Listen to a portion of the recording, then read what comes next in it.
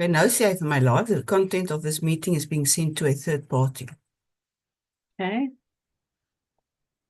Moet ek okay druk, want daar's 'n dingetjie wat sê okay, wat helder is. You see?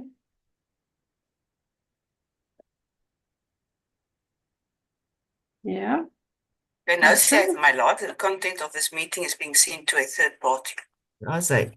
Okay. Also, Moet ek okay druk, want daar's 'n dingetjie wat sê okay, jy kan okay wat helder druk. is.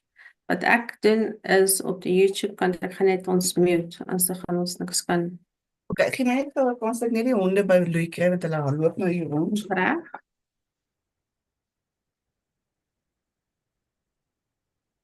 Louis, kom nou met die honde. Ja.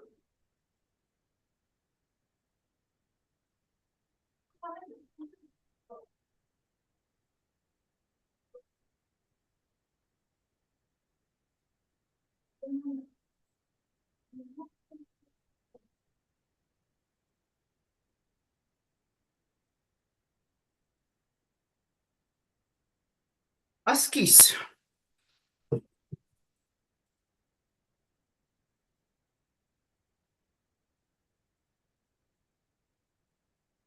Okay.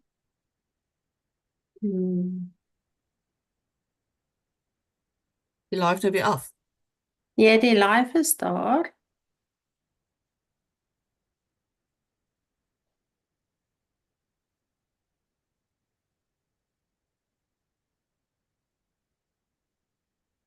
Ons kry hartjies.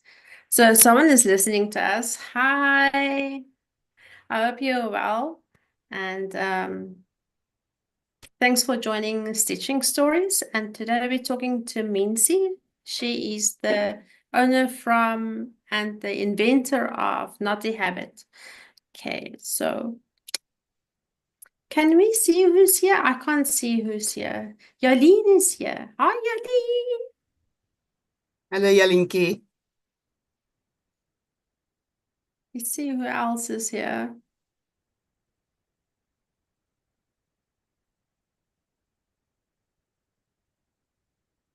Okay.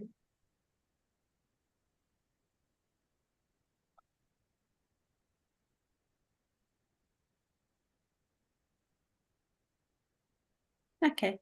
Mincy, would you like to share with us how it came about that you started doing Knotty Habit?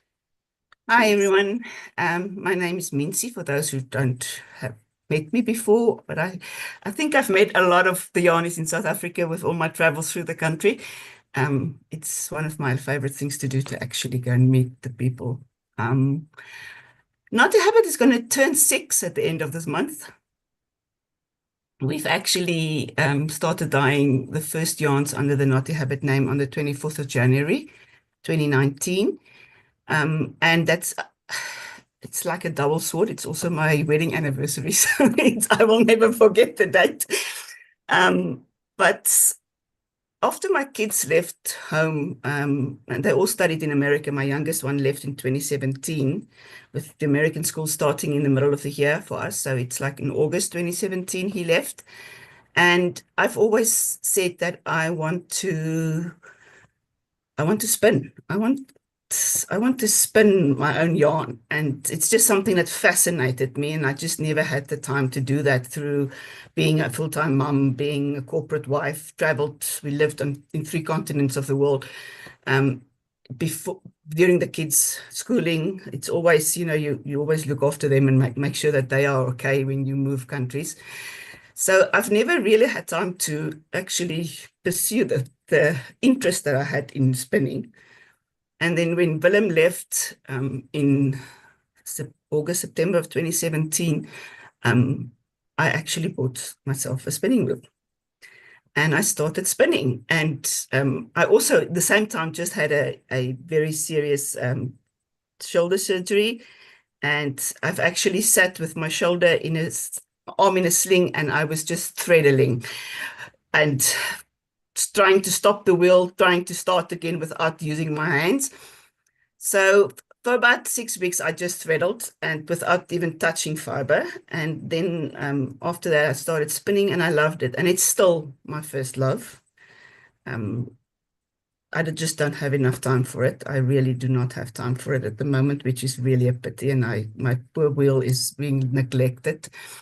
But I ended up with buying actually new bobbins. And then at one stage, I was speaking to Carlay from Nurturing Fibers, also the owner of Woolcraft, and I actually bought my wheel through her. And I said, Carlay, now I can't keep on buying bobbins because I've got all this cream yarn that I've spun, and all the bobbins are full. So what am I going to do with all of this yarn? So I said, well, and I don't wear cream. So she said, then you better start dyeing it. And I'm like, dyeing it? I'm like, she said, yes. And I said, so how do I do that? And she sent me a little WhatsApp, and I still have it on my phone. Do this, this, this, and this. And it's like literally 3 lines. And I was like, okay, there must be more than that. And thank you for Google. And as my brother says, mevrou Google, I just searched and started watching videos and trial and error. And so by end of January, the first yarn was actually dyed. And I found very quickly that there's no ways that I can actually spin and dye the amount of yarn that was in demand from Knotty. So I bought yarn from the mill. We have 2 mills in South Africa, and I bought from both mills, and I started dyeing that, and literally making my first skeins from a cone on an knitting knotty. It's like, with my hand and my arm that had this, like, I must do this slowly, sorry, Michelle. And so I used to do my own skeins like that, because in those days we weren't as fortunate as the new dyers are nowadays that can actually buy pre-skeined packs of 10 skeins already packed in a packet. We all had to buy from cones, and or you actually could have had skein, but it took longer, and obviously it was more expensive. And we had to buy 30 kilos at a time. So some of the dyers actually clubbed together and bought yarn together and things like that, where nowadays you can buy it in 1 kilogram packs. So that's how I started with the commercial spun yarn, and started dyeing that. And by the 1st of May 2019, at the coffee shop in Rittondale, Coffee on 18th, the owner and one of the other ladies who was in the yarn industry then decided to have a celebration of yarn, and she started this big market on the front stoop of the coffee shop. And that was the first market that I attended. And I can still remember my husband couldn't go with me that day because he was busy with baseball. And I packed 2 crates in my car. And one of these crates that I still use, they take 60 skeins. So there was 120 skeins that I took to the first stoepmark. And those of you who have seen the Knotty Jeep, and nowadays there's a trailer with it, actually, and what we're going to stoepmark with every month now, it's just a lot of thanks and a lot of blessings that has came our way in the last 6 years. So it was really a learning curve. It was a very fast learning curve. I could knit and I could crochet, but as I said, I didn't do a lot of that while I was a full-time mum, just because I never really had time for that. I did a lot of sewing. I made a lot of my children's clothes. I made a lot of my children's bedroom linen. I made all myself. So that was always something that I was always kept busy within the crafting fiber things that I've done. So Knotty really took off after that stoepmark, the 1st of May 2019, and got an invite to the first Cape Town Yarn Festival. That was in August of that year. And for me, it was quite emotional, being a Cape Townian or Western Cape Townian. I was like, okay, we're taking Knotty down to where I come from. And it was just, I, I know I told people before, I was like, we both, Louis and myself, we were so blown away with people standing and waiting to pay and the line to get to the table. And I mean, I only had one table. I had one single 1.8 meter table, and one little crate, my wooden crates on this one table. And um, I was looking at pictures the other day of the 2019 Cape Town Yarn Festival, the knotty table, to the knotty table at the 2024 Cape Town Yarn Festival. And literally, it is like probably 4 times bigger than what I had space-wise. So it is really, it has just grown so much, and I really appreciate all the support. I've always been very thankful, and it was because without people actually using my yarn, it's useless of dyeing them. I mean, I can't knit with all of them. It's just so and that's the story. Louis, the story of South Africans, came to a point in his professional career where he was actually retrenched and joined Knotty full time. And that's also a major improvement within the Knotty for us, because he took over the administration side of it. He took over the website. So I could have more time actually producing the yarn, thinking of all my little things that I want to do. And then I just tell him, I want to do this. How do you think they do this? Luckily, he's an engineer and sometimes come up with very, very easy solutions to all my little things that I want to do. And that's basically the Knotty story. It's still sometimes we both are so blown away by all the support, by how fast it has grown. It is a blessing. It's all I can say. It's an absolute blessing. Yeah, that's quite a remarkable story. Thanks for sharing, Mincy. You were the second hand dyer person, or person that sold natural yarns that I found when I started to look for natural yarns. Because before YouTube, I think most of us only knitted with acrylics. We didn't know about there's other options for us available, unless you were maybe in that line of work where you work with sheep and so on, so on. Yeah. So, and that's remarkable. Thank you for sharing. And I'm glad that you grew so quickly. Sure. What will we do without her? Hey, guys. I have to tell you, I can actually, I can feel the difference in the 6 years. There's a difference between being 54 and being 60 when it comes to recovery body-wise. Yeah. If I dye the same amount of skeins a day, I'm like, okay, I'm not 54 anymore. The body feels it, but it doesn't mean that I'm going to stop. It definitely doesn't mean that I'm going to stop. Maybe just get a higher chair that you don't have to stand all the time.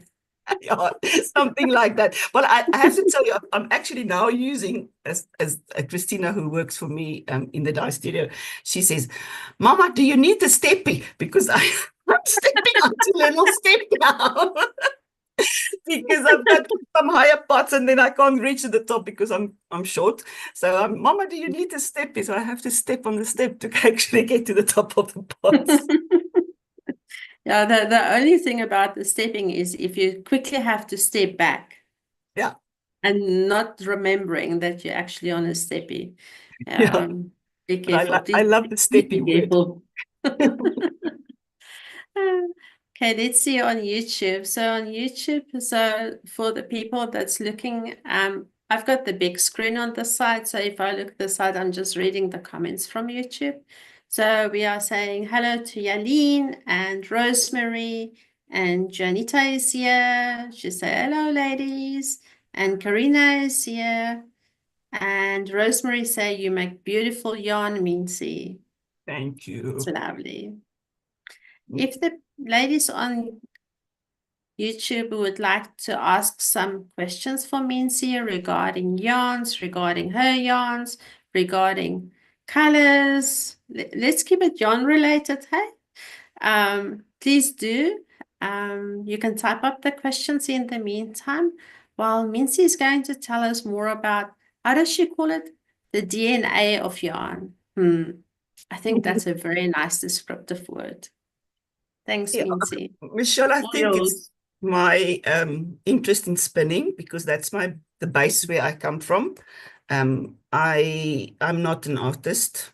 I've never studied art. I had to learn very quickly about a color wheel and color theory. It's not something that came naturally to me, but my interest was always the construction of yarn. How is it actually made?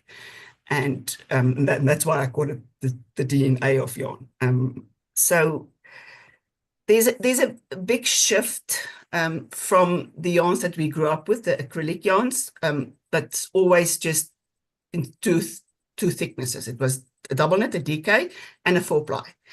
And it basically doesn't have anything to do with how many strands are actually plied. I mean, we all grew up with our gold 4-ply or our gold DK. And if you actually turn that acrylic yarn in the opposite direction as what it is plied, there are no 4-plies in it. It's actually 3-plies. It's 3 strands. And a 4-ply means that it has to have 4 plies. I mean, that's why it's called 4-plies. So it just made sense to me when I put my little foot in the natural yarn world, that the way we talk about the thickness of yarn has got nothing to do with how many plies there are. How many different strands are actually physically plied together to construct that yarn, to form the DNA of that specific yarn. So I think that's where my interest came from, and that's why I still believe that we have a long way to go in South Africa when it comes to educating people, when it comes to explaining to people that the strands of the yarn has got nothing to do with the thickness of the yarn, that how many strands there are. And at the markets and at wherever I go, that is basically one of the first things that I always explain to people, especially if they tell me, is it a 4-ply? I said, no, it's not a 4-ply. It might have the thickness of what you used to knowing as a 4-ply, but it doesn't have 4 plies. So it's just, that's just the background. So the thing that everyone is saying, but it's so complicated, it's so difficult to understand, it is not really complicated. You need to know one thing. And if you can remember this after my little spiel today, I have reached my goal. A fingering weight yarn, as we say in natural yarns, is 360 meters. That's all you need to remember. Okay, 360 meters is a perfect fingering weight. 360, 365, give and go, but it's the perfect fingering weight yarn. If we go to more meters on the right-hand side of that scale, the yarn will get thinner, and you'll get to a light fingering, which means literally it is lighter than the fingering, so it's thinner than the fingering, and that is more or less 400 meters and up. And then we get to the lace yarn, right, and the way back on the right-hand side of that scale to 650 plus meters, cobweb even 850 meters. Then we come back to the middle point. It's the middle C of a piano, okay, 360 meters in a fingering yarn. We go to the left of that scale, the yarn becomes thicker because the meters become less. Less meters, thicker yarn. So after the fingering to the left, we'll get what the Americans call sock weight yarn. The UK talks about sport weight yarn. And that is around about 325, 320 meters on 100 grams. A little bit less than that, we get to the DK, around about 200 to 210, 220 meters on 100 gram. And then even less meters than that is your, what is the word now that I'm looking for? Now get out of my head now. Yeah, your worsted weight. Your worsted weight, 180 meters on 100 grams. And then even thicker than that, you get to your orans and your chunkies. So we sit with a single, there's no ply. It's a single strand that was spun I don't know if you guys can see this. There's no ply in it. It's just a spun strand of yarn, but it's quite thick. Okay. So this one is my chunky, and it's a 75% merino, 25% nylon. It is a single, and we have 66 meters on 100 grams. Okay. And then we have on the other side the lace weight, but it's also a single. There's no ply in it. It is very, very thin. They use it. You can use it by itself. You can use it two strands together. You can add mohair or alpaca, the suri, 650 meters. But they both a single. The DNA of this, both ends of the line that I've just explained to you guys, is that it's single. There are no plies. Okay, very thick, very thin. Then in between, we get. If I come back from the lace, I have a 4-ply, which is literally 4 plies. If you open this yarn and you turn it backwards, there's 4 strands. I don't know if you guys can actually see this, but there's 4 strands that's plied together. And that's why it's called a 4-ply. It's got nothing to do with the thickness of the yarn. The thickness of this yarn, it's a light fingering. It's more thinner than the 360 of a fingering. That's why it's called light fingering. And this is, but it's a 4-ply, thin, 400 meters on 100 gram. On the other side of the fingering, I've got 3 plies. 3 plies, but it's a DK. It's 216 meters on 100 gram. So there are 3 plies. That's the knotty double knit. It's a 3-ply double knit. And back to my spinning background, I think that's one of the reasons, and it's not the only reason, but it is definitely the main reason why my yarn bases do not have names. They are not named except the queso base, but that is the whole queso package. It's the sock blockers, the sock ruler, everything is about the queso. So that's the name, and queso actually stands for knock your socks off. More a brand. It's more a brand. But the normal knotty yarn bases do not have names. They are just named after the construction of the yarn, after the DNA of the yarn, how it is constructed, what's the content of it, percentage-wise, what is in the yarn, and how is it plied or not plied, or what the metric is. Because we, here in South Africa, we battle sometimes to substitute yarns with the international patterns that we are now fortunately and absolutely lovely that we can actually tap into Ravelry and see all these amazing patterns that is being designed all over the world. I always think my grandmother would be absolutely, it would be like a kid in a sweet store, because they all knitted exactly the same thing. It's like a front and a back and 2 sleeves. And if you see all these beautiful patterns that we can actually knit nowadays.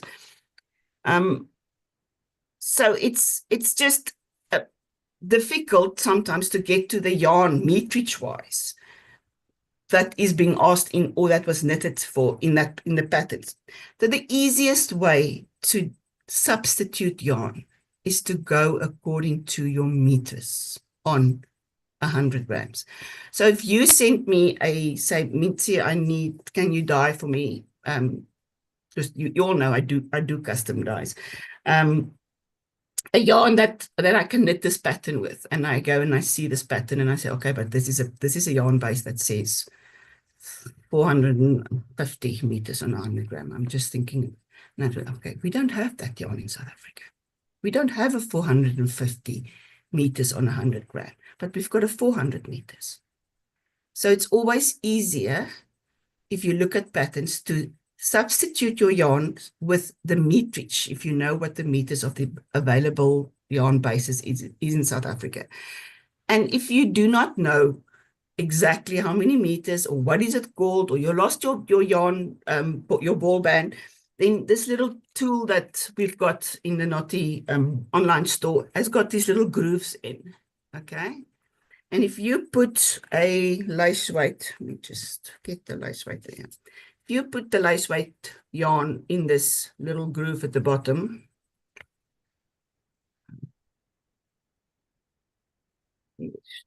no, do it like that. You can see it fits perfectly. And it will tell you that it's a lace weight. If I put it in the groove a little higher, which is for fingering, you'll see that there's actually space next to the strand and the groove. So it's actually for a thicker yarn. So it's with this little thing, it's so easy to actually pick up or to determine what the thickness of your yarn is. And then with that, you can actually, okay, fingering, as I said, don't forget 360 meters, the perfect fingering. And then it's up or down, up for thinner, down for thicker. So that's my spiel about, about the DNA of yarn. We are really fortunate in the sense that we do have the merino linen blend that's very popular overseas as well, and it's all spun here in South Africa. So we do have the merino linen as a single, which is a perfect fingering. It's a 360 meter fingering, 90% merino, 10% linen. And then we have it in a 2-ply, and it's a lofty ply. Just to explain to you what I mean by a lofty ply. If you look at the ply of these two strands, this one is a lot looser plied. The space between the turns of the two strands, how it's plied together, is further apart than this one. And this is what we call with a high twist, or it's like when the strands are very close to each other. And this one, a lofty ply, there's lots of air in between the two strands. And it's so interesting to see, because this one is 375 meters on 100 gram, the merino linen 2-ply. It's supposed to be thinner than the merino 90-10, 90% merino, 10% linen, 360, 375. But if you feel the skeins, this one actually feels thicker. And it's because of the lofty ply, because there's air in between the two strands, and it even looks thicker. If you can look at the two skeins, it's like the one is thinner than the other one. So that's also something that we can consider, and when we look into substituting yarns, substituting patterns, that what you can do with which yarns to use where. In South Africa, we only have one yarn base that's a perfect plied fingering. There's only one that's available. And What is that? That's the queso base. Cool. It's a 75% merino, 25% nylon. It's a 366 meters, 365 meters on 100 gram. That's the perfect fingering plied yarn that we have in South Africa. It is the most dyed yarn in the world. Everyone, if you look at the dyers in the UK, if you look at the dyers in America, they are all dyeing either a 80-20, a 75-25, 70-30, but there's a lot of nylon in it. It's a universal yarn, and that's why it's so popular to dye. It dyes beautifully. It takes the dye very nicely, and you can knit blankets with it. You can knit socks with it. You can knit a sweater with it. You can knit anything with it. But then I do get overseas customers, and they say, I'm so tired of it. There's always nylon in it. It's always nylon, and we don't get anything else. I had a customer at the end of last year. She's ex-South African, and she now lives in Canada. And she was looking at all these merino linen blends that we have, the new base of the merino linen viscose blend that we have. She was like, oh. I said, but you get all these like cashmere and all this yarn that we don't have. I mean, we don't even have a merino silk blend that's available in South Africa. I was actually looking into importing it, but it's not, with our rand, it's really not worthwhile. I mean, it's going to cost me more than what I would ask for a skein of yarn on my other bases, and it's not doesn't make sense. I know that I do import the suri silk alpaca, but that's for a specific market. It's for the girls or men that's so allergic to to Moe. mohair that, and I'm one of them, the first one, and that's why I proxily maybe started importing it. To find someone that's fluffy for us to wear as well, because of the mohair, and there's a lot of people that's actually allergic to mohair. I didn't know that there are so many of us, and when I got this yarn in for the first time, it was like, oh, and it just went, and I was like, what? Because basically I just bought it because I knew I had a couple of customers that I know that was allergic, and speaking for myself as well. So and my allergy actually got worse when I started Knotty. I dyed the African Expression Soul Base, that's got that 25% marine 25% mohair in it. I can't even dye that anymore. I get the worst rash allergy that you can't believe. So I've actually stopped dyeing the base altogether. It's just not, it's not worth it. There are beautiful bases that I can dye without putting my health at risk.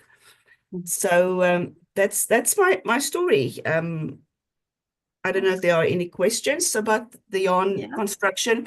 They are very welcome to send me emails, to send me my phone number is on the Knotty Facebook page. I'm not someone who's hiding my phone number or anything. Guys can phone me and I can explain this again and again. Because it's really something that's very passionate about. I feel that especially us in the natural yarn business need to know our product, need to know how to manipulate it when it comes to substitutions.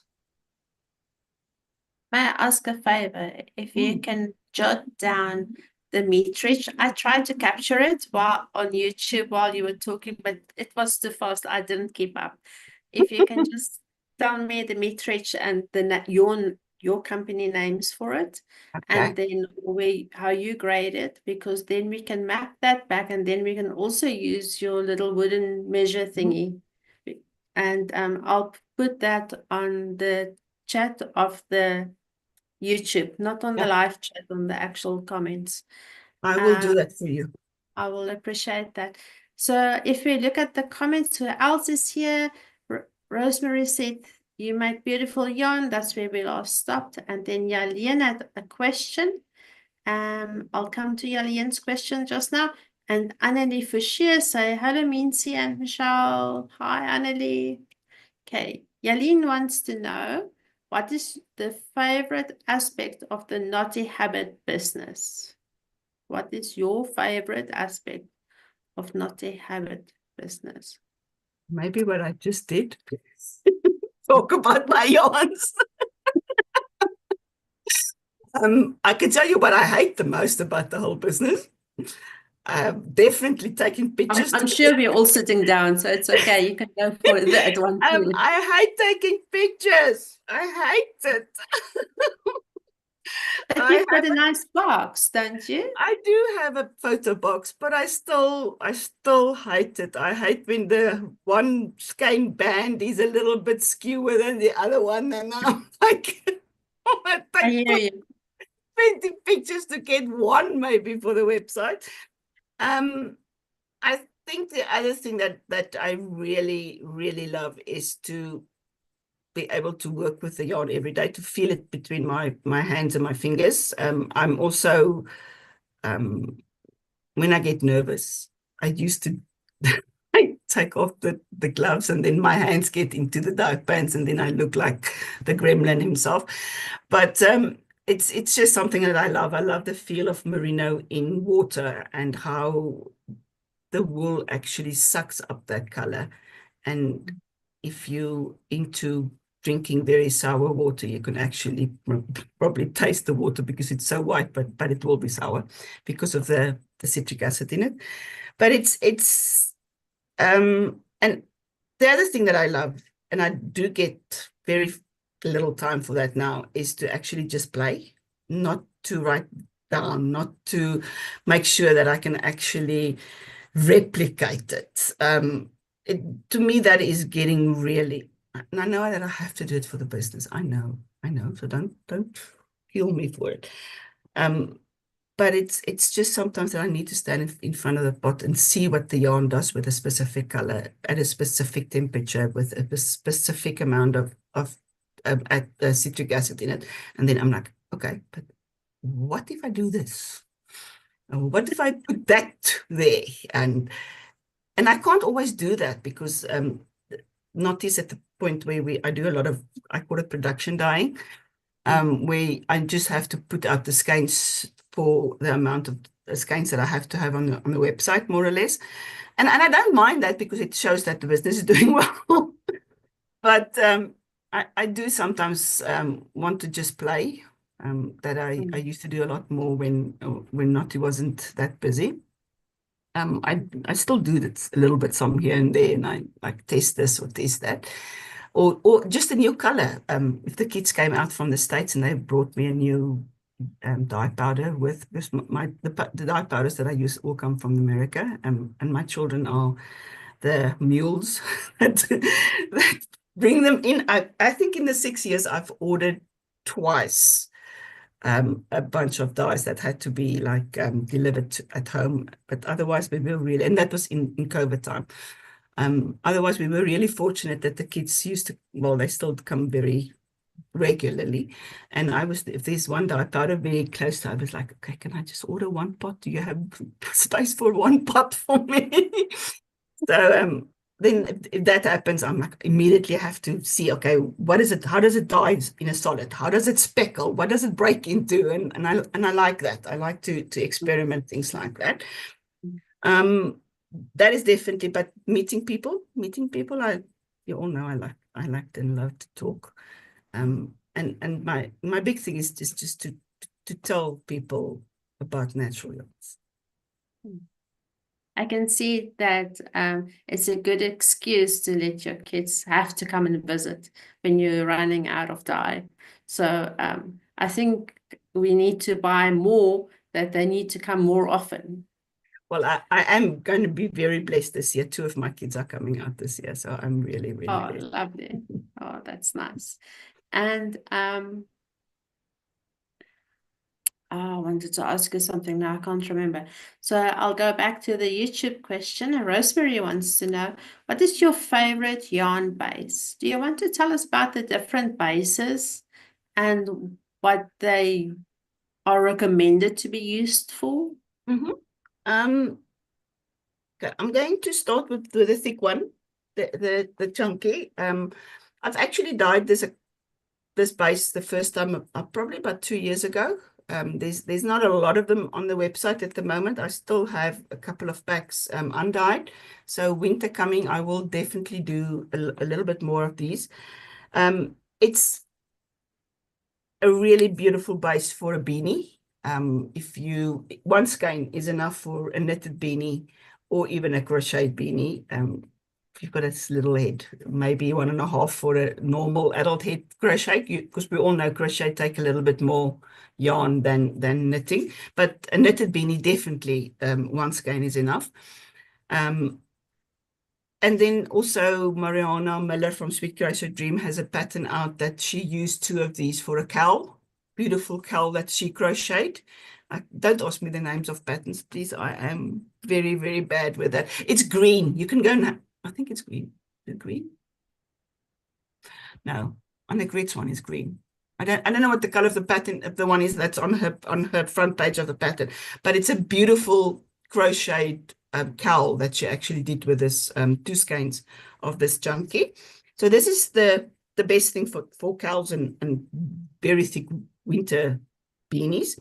The 3-ply DK is probably, it's a toss-up between this and the 4-ply light stringing. It's my personal favorites.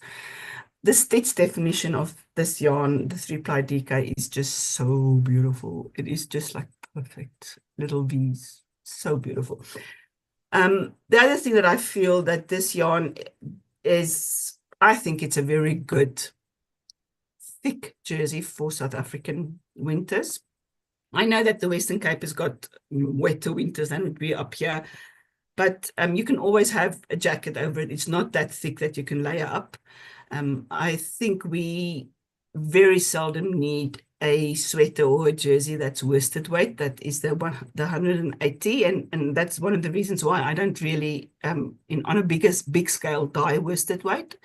I can, if someone asks for it. I have dyed it before.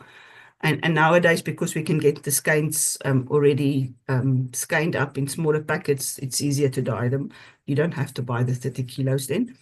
But I think this is the perfect South African winter weight sweater, because it's not that thick like a worsted weight, but it's also something that you can wear with a short sleeve t-shirt underneath for a winter cooler day. Okay, that's the three-ply DK. And then we're coming down to the merino linens and the merino linen viscose. These are, let me just see. Okay, this one is still a single, which is the 100% merino, 100% merino single.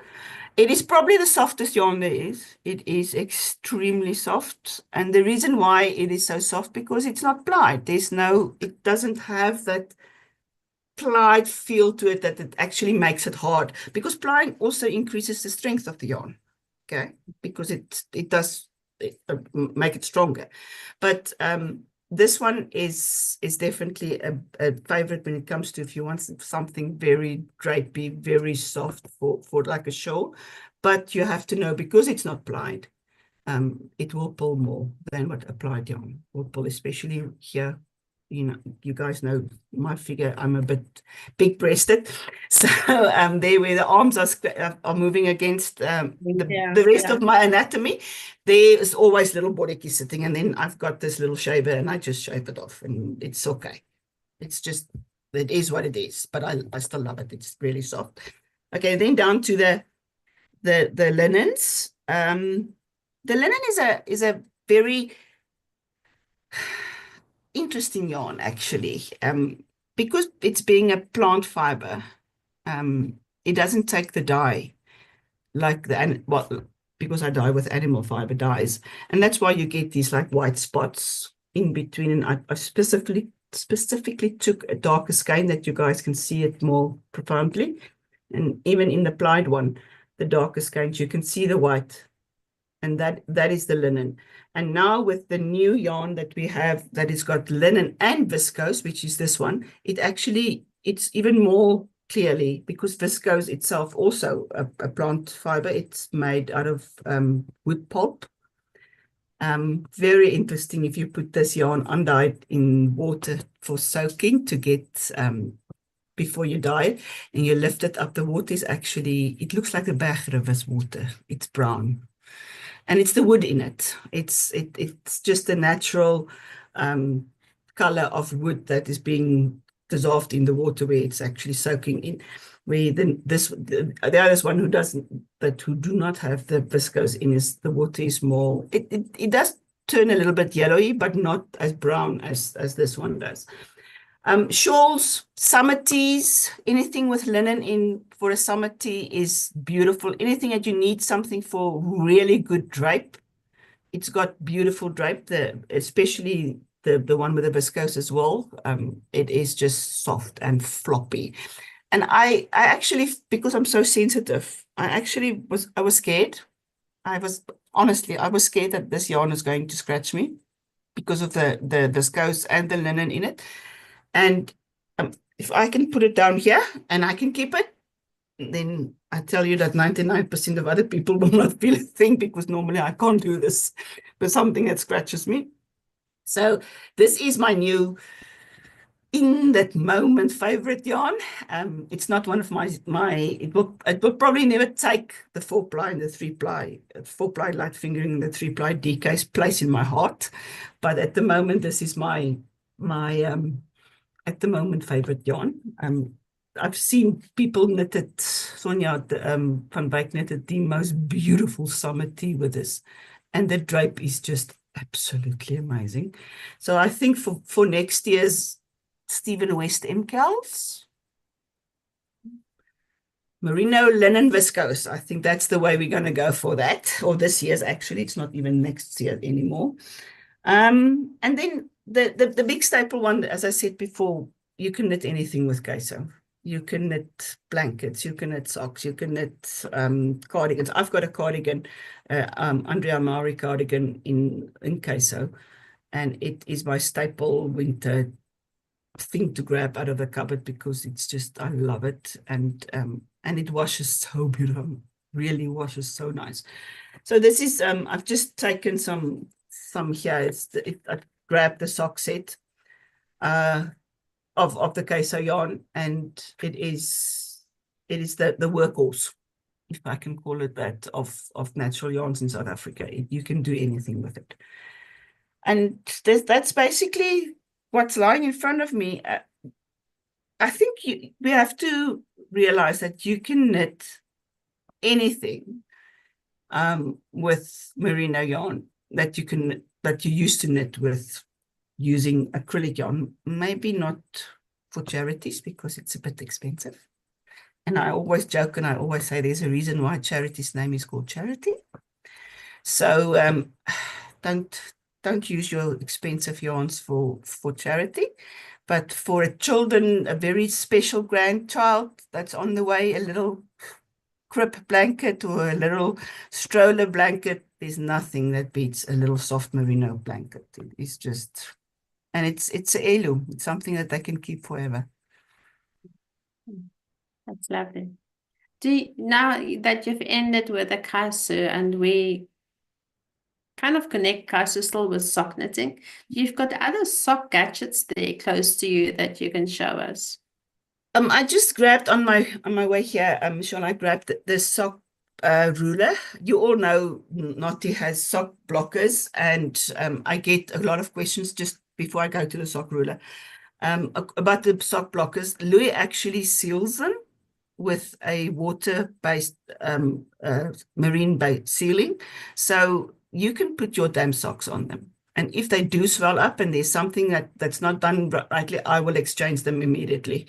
It's not, it is MDF. It's not complete wood. It is MDF, which is the compressed stuff, but it is sealed. Okay, so you can, there's no, I mean, I've been using my sock blocker now since I've started dyeing queso, and that is in 2020. And I've never replaced a single one of mine. I have replaced other people's, I think twice in the 5 years. I've replaced sock blockers. And I do not have a problem with it because, like any factory, like anything, my husband does it by himself.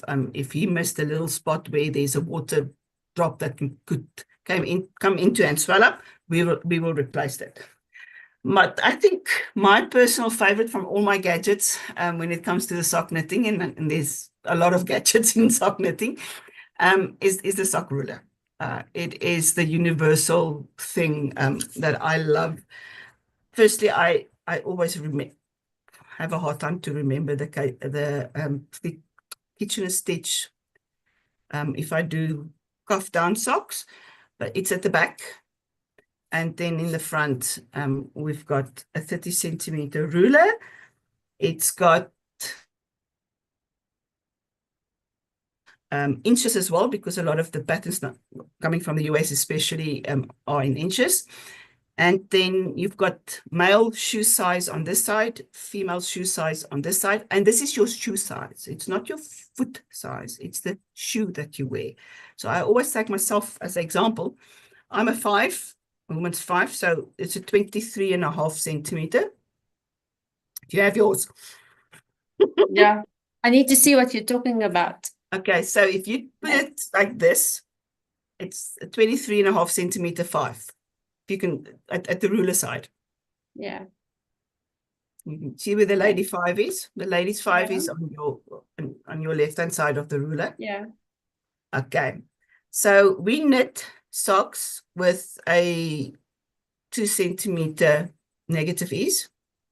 more or less, or a cent. I knit my husband's sock with a 1 centimeter negative ease, just because he's got very wide feet, and that extra centimeter is going into the stretch for the width of his feet. But normally it's a 2 centimeter negative ease. Okay, so yours for myself, your sock should end by 21.5 centimeters. That you subtract the 2 centimeters. Okay. So if you have, I'm going to take out the sock that I'm busy knitting with. And guys, excuse me, this is not even my own yarn, so I am really actually bad to show you this. This is yarn that my daughter bought in the US. It is also a 75-25% merino nylon. It's also a 3-ply like our Queso here in South Africa. It's got 3 plies, but it's a little bit thinner. It's a light fingering, where ours is the perfect fingering yarn, 366 meters. This has got 400. It's more like the soul of African expressions. So, but it is a beautiful yarn. I love it. I love knitting with it.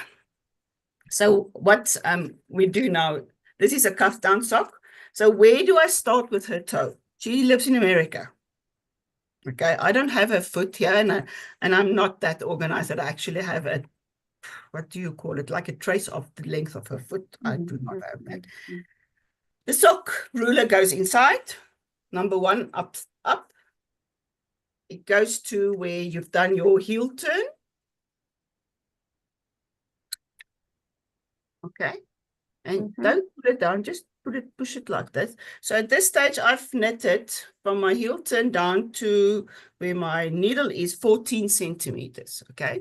If this was my sock and I needed to know where I start my toe, I go from the 5 that my foot size, my shoe size is, the 2 centimeters less for the negative ease to 21.5 centimeters. And then normally our toe length, the part that we knit, our toe, normal toe, is 3 centimeters. So 21 minus the 3 is 1, 2, 3. So if I get to 18.5 centimeters, that's where I can start knitting the toe. And then it will fit perfectly. Cool. Okay, with my husband, he's a 9. And because I told you guys he's got a very wide foot, I only do 1 centimeter negative ease. And then I subtract the 3 centimeters for to start with his toe. And that extra centimeter is just to give him that extra little bit of stretch, and because of his width of his foot. And that's the nice thing of knitting socks. You can customize it for yourself. I mean, my daughter is got quite a big foot.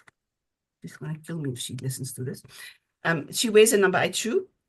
So the same as my mom. So for her, I'm going to go 2, 3, 4. I still have to knit all the way to 21 centimeters before I can start with her toe. So it's that whole piece still that I have to knit. Where 21 is before I can start with her toe, because she's a number 8. She wears a number 8. So we do the 2 and then 1, 2, 3 for the toe. So it's on the dot 21 centimeters before I start with her toe. And then I can send her pair off and I know that it's going to fit. And I do exactly with my boys as well, who's also in America. I know what their shoe sizes are, and I can knit the socks for them without them being here in the country. Cool. Thanks for that. Now I also know. Sorry, I was putting my foot on it and measure it and made a mark. It works the other way around if you do toe up. It works exactly the same. I do toe up. Yeah, so if you put that rounding in your toe, and you pull it up, and where you will start your heel then will be where I would start the other way around. The toe. Yeah. Okay, cool. Let's see what the comments are. So Rosemary wanted to know, what is your favorite yarn base? I think you did mention it, but that's also an unfair question, Rosemary. Okay, I'm going to tell you what's my favorite all yarn. Of them. Yeah, but you know what's my favorite yarn? My own handspun. No, I'm joking. I'm joking. It's between the 4-ply and the 3-ply DK. The 4-ply light fingering and the 3-ply DK. And then the workhorse queso is just fits in everywhere. Everywhere else. Cool. And then we've got Kita is here. Hi, Kita. She said, I love the vibrant colors of the yarn. Where do you get all the creative ideas from? Oh my goodness. Do you get from pictures? Do you see things Um, outside? Do you look at fashions? Do you? you know what? I do a lot of colorboard paging through Pinterest, but it's not something it's not saying that I'm copying out, because I do not. But it's like, some people read recipes and then something just sticks in their head somewhere, and then they make something out of their head, but it's actually a combination of different recipes that they've read over time. And I think with me, it's very similar with color boards and mood boards. And then definitely nature. I'm a farm girl. I come from a farm. I love outside. And it's kind of weird because I don't wear autumn colors myself. I don't wear browns. I don't wear rusts and golds and stuff like that. But it is definitely one of the color schemes, the color theories that I love to dye, and that I know some people love my autumn colors. But it's not something that I wear myself. But I think it's because of the nature. I think it's because of the greens and the browns and I grew up with on the farm.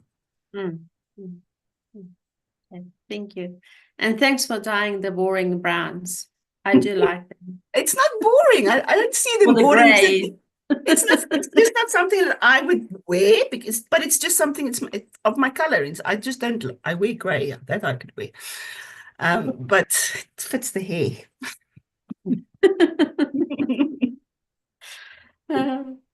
Let's see what else they're asking. Rosemary's asking, I was just going to ask about the viscose, and is it used? And when you said it makes a garment more drapey, thank you. So, yeah. I've answered her question before. She actually answered her question. And then Karina is asking, tell us more about Knotty Habit subscription boxes for the new year. I'm adding that. Those are such a great treat for all our yarnies. So tell us about thing this year. I've actually put myself a little bit on the line here for this year. It is the fifth anniversary of the Knotty boxes. It will be the 5th year that I'm actually doing it. I have scaled down a little bit in the number of the boxes, where in the first couple of years, I've actually done 4 yarn boxes over a year and 4 queso boxes over a year, which total of 8 boxes. But this year, I decided to do 3 yarn boxes and 2 queso boxes. And then the 3rd queso box will be what I did end of last year with a 24 stripe advent. So last year I did the advent in the box, and it was just a little bit much. At the end of the year, it was a little bit much, but we did it, but it was a little bit much. This year, we decided to celebrate like a fiesta.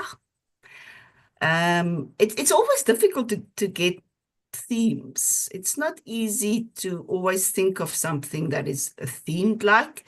And you guys that know me well know that I do not like to repeat what other people has done before me, or even to repeat myself. I don't like. I will never do something that says autumn, spring, summer, winter, because it has been done so many times.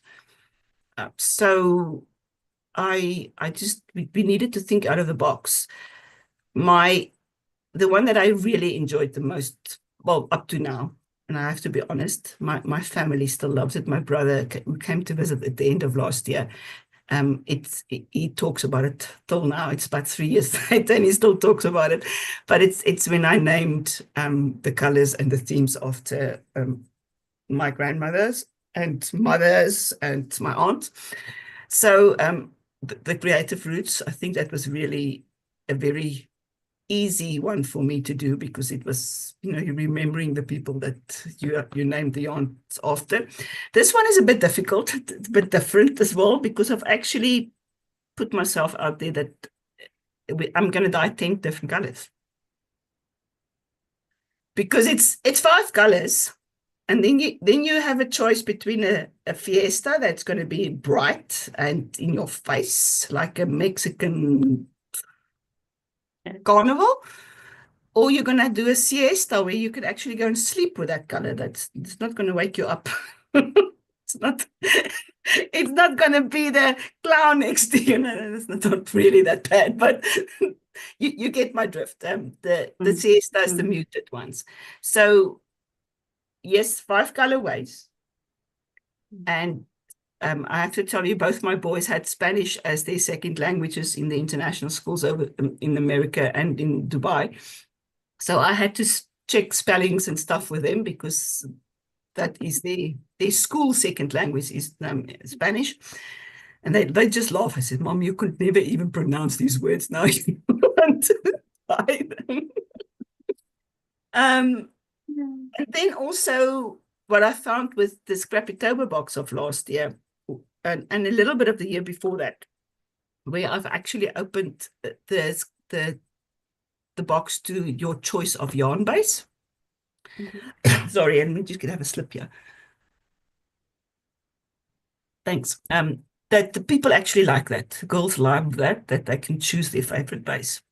So I've done that with the boxes for this year as well. So now we've got 5 colors times 2. And I think it is 6 different yarn bases. Sure. Can you dye the different bases together? Yes, I can. I do that with the Scrappy-tober box, but you can see the difference immediately. The yarn takes differently. Queso tends to be always a little bit muted compared to 100% merino, but a little bit fall. So I can, and if it's dyed, I can pick them out. And that's how I do the Scrappy-tober box. So I'm going to do exactly the same here. Louis is very good with Excel spreadsheets. Thank goodness for that. Thank goodness I've got an engineer for a husband. And he just tells me it's so many 4-ply in this color, so many this base in that color, and then that's how I dye it. So Christine is saying she can't wait for the subscription boxes. Okay, I don't see any further questions or comments. Okay, the other thing about the subscription boxes, guys, you have to remember that my price always, especially for the subscription boxes, includes the shipping. So if you take your shipping off that price, you can compare to what other boxes would cost, because the shipping is included in the price. I also decided not to raise the box prices for this year, and although there might be a yarn increase in price, normally the mold prices come through in April, so that might still happen, and then it's my loss. But it's something that I decided to do for this year, and it's a little thing on my side of giving back, and with the celebration of Knotty, the 6-year celebration, the 5th year of the subscription boxes, is not to, and my 60th birthday, by the way, is not to keep the price the same, and then we can all share a little bit in what that we can celebrate that this is a goal for that we've reached, and it's just something that we can celebrate. And that was my way of saying thank you. That's very generous from you. Thank you very much for doing that. Okay. You mentioned earlier that the singles, I'll call it shed, pulls easily, and you mentioned you shave it off. Do you use a normal shaving razor? Do you use a special something? You I get know, like I a think pigs little. buy something that suck it and cut it off. I prefer. It's little. It's like a half moon, and it's got little roller blades, little thingies in the bottom, and you just shave it like that. Mm, Because I only have spots. I don't want to do my whole. There are certain places where I've never had pulling, but mm, where I, as I described earlier, I've always have some little bollicas of wool under my arms, and I just use that, just very, and you don't have to do it deep and hard. It's just basically literally shaving that little bollicky off where it pulled. mm, mm. I was wondering, I'm going to run away quickly and just get mine to show. Okay.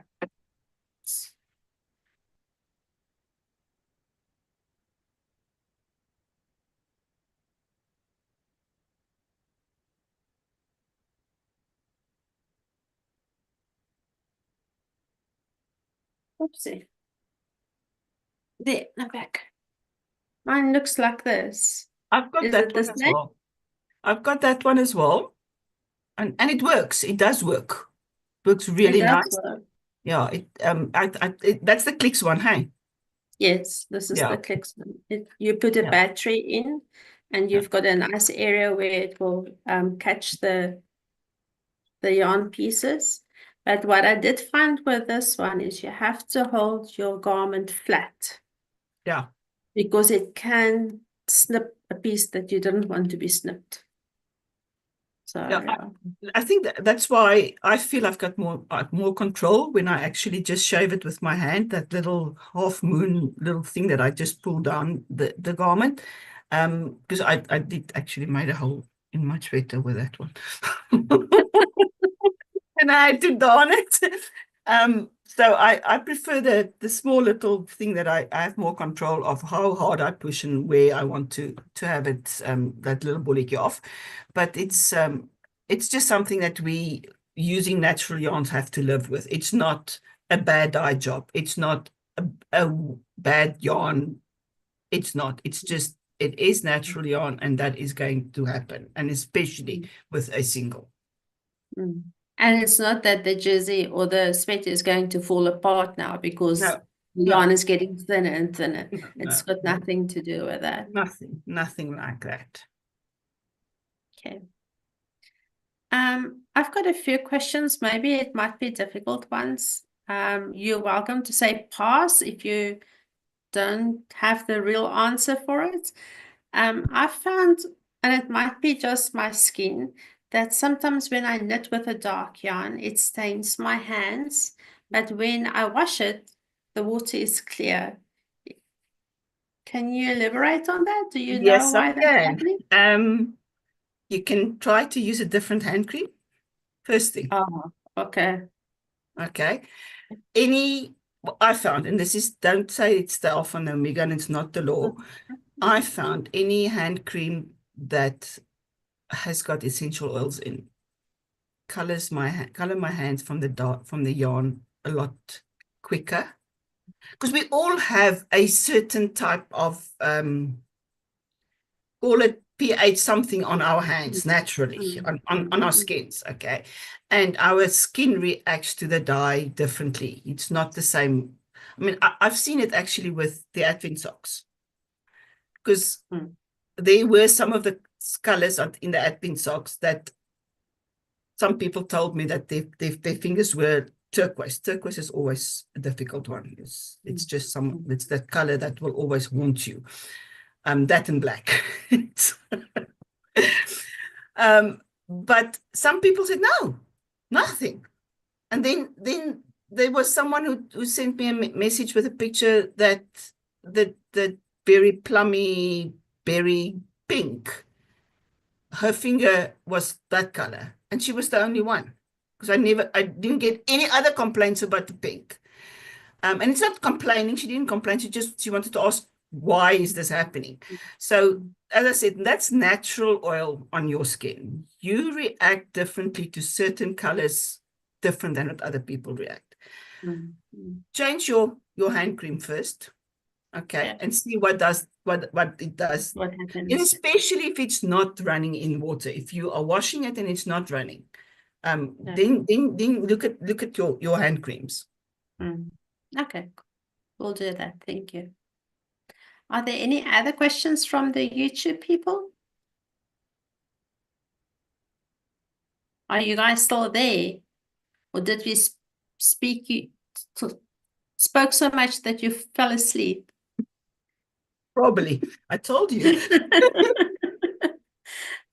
Mincy, what is your favorite color? Looking at your color board there behind you with all the lovely yarns, which color is your favorite one? I'm a winter person, so I love navy, anything navy. But then I also like to combine navy with pink. I love navy and pink together. To me, that's a beautiful combination. I just know why don't we wear it more often? I love navy and pink. And then red. I love red, and I think that is one of the reasons why I, from the beginning, actually really worked hard to be able to dye a really good red, a really stable red that's not running, because it is not easy. It is probably that and black.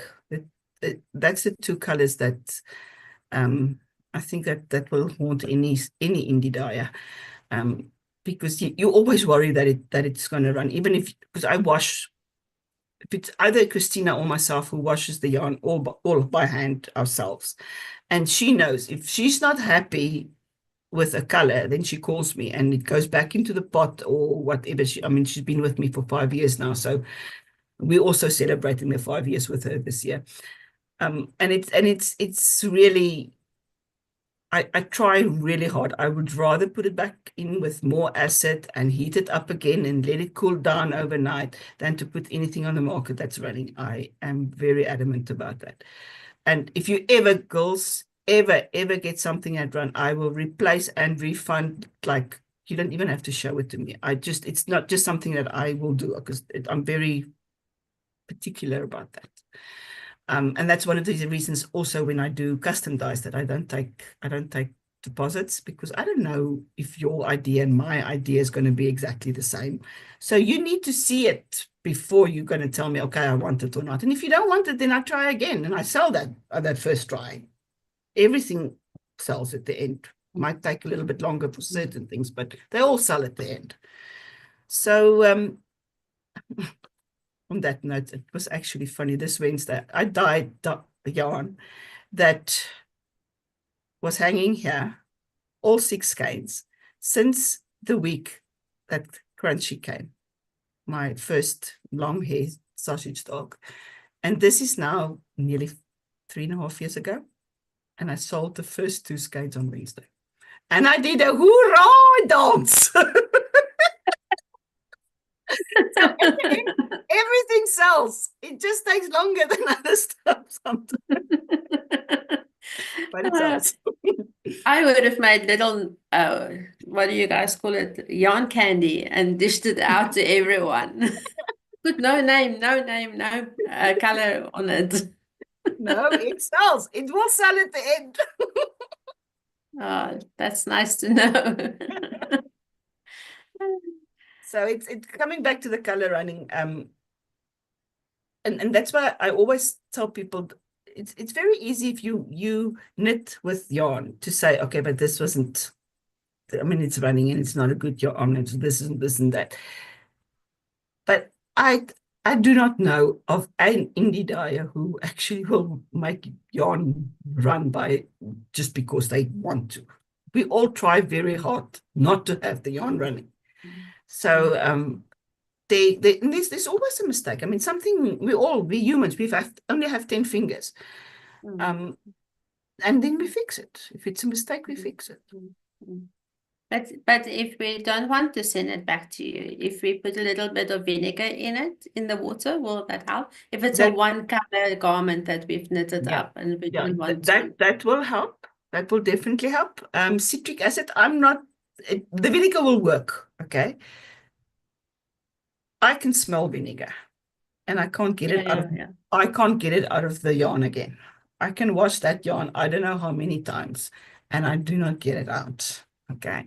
So that's one of the reasons why I've never dyed with vinegar. I've always dyed with citric acid.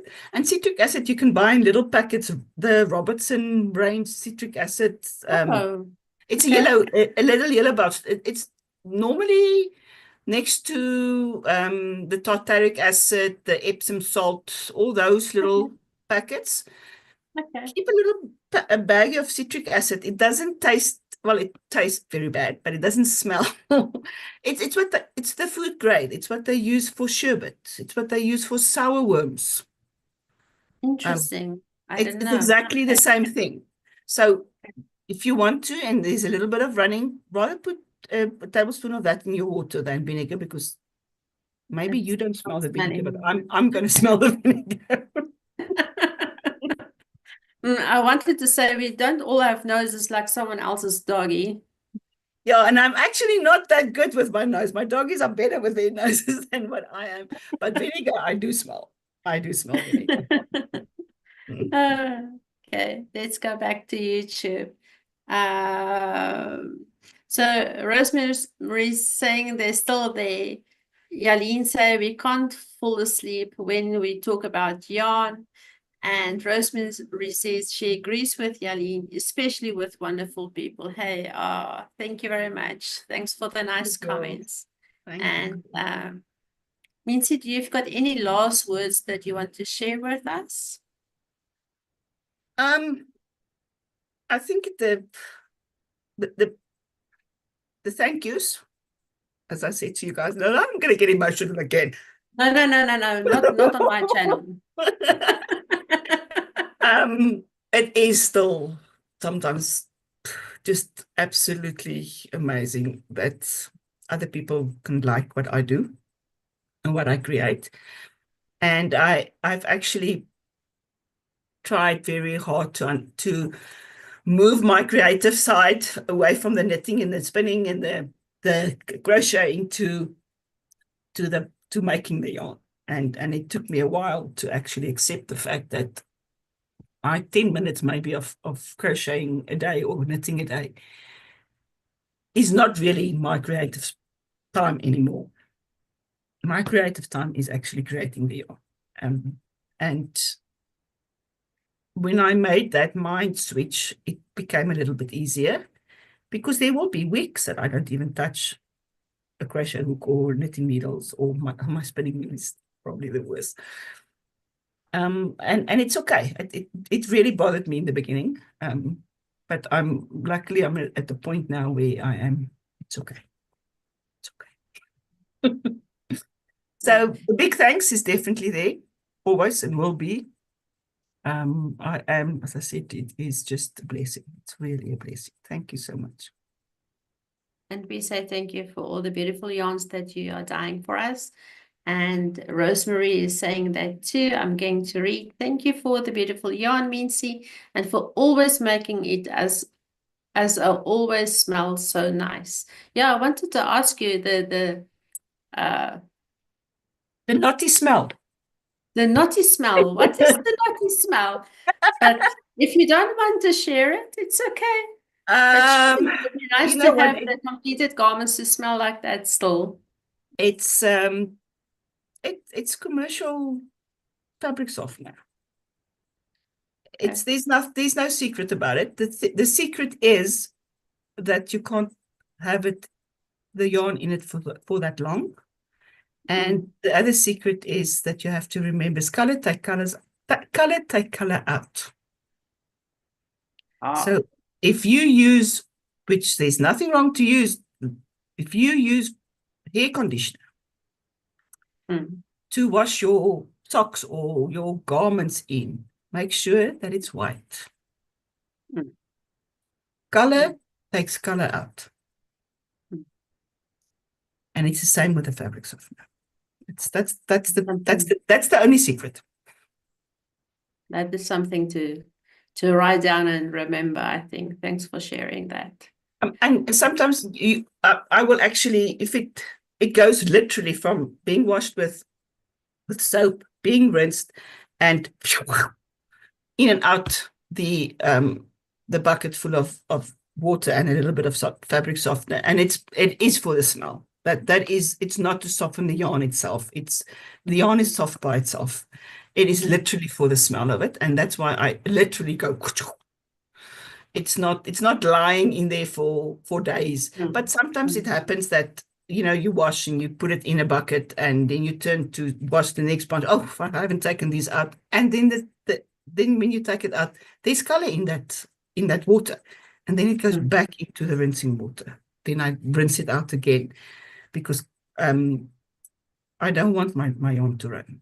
And it does. The fabric softener does make yarn running easier, if that's the way, but make sure that it's not a color. If the fabric softener is not a blue or a pink or whatever color, yeah. It's better. Thank you. Okay. And I think there's one last. Yeah, so from a YouTube point of view, because of the delay between Zoom and YouTube, I'm going to say we want to say goodbye to Mincy. So please give us your last few comments here. I'm reading Yalene's one. She say, it was a lovely chat, Michelle and Mincy. Mincy, we love with all capital letters your yarn. Thank you for the passion you have in the yarning community. Yeah, and with that, I want to say thank you for being here with us today and sharing all the stories and all the knowledge. I really, really, really appreciate that. It's a big pleasure, Michelle. Thank you. Thanks always. Thank you. So we're just waiting for some messages to come through. I'm going to read as they come. So Rosemary says, thank you, Michelle and Mincy, for the interesting chat. Bye, everyone. Okay, so let's say goodbye. Bye. Bye, everyone. Thank you. Thank you for joining us. Mincy, you can stay if you want to. Okay. I can